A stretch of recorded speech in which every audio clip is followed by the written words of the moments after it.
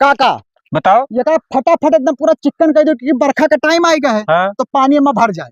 हमसे बात करो, पैसा तो ना फंसी जस तब की फसाइल हो रहा। अरे नरेगा का पैसा को रुपया नहीं फंसी, जैसे बजट आई तुरंत खत्म आई जे पैसा। चलो काका चलो भिड़ो। भिड़ो ऐसी ऐसी से बनाओ ऐसी से। आपको दो बे मत दिखाई ना पड़े। अरे जाओ जाओ तू जाओ, कोनो कोनो ए, बात ए, नहीं। रुक जाओ, रुक जाओ, रुक जाओ, रुक जाओ। ये का हो? यार तो ऐसा फरवा से खोदबो तो ज्यादा टाइम लग जाए।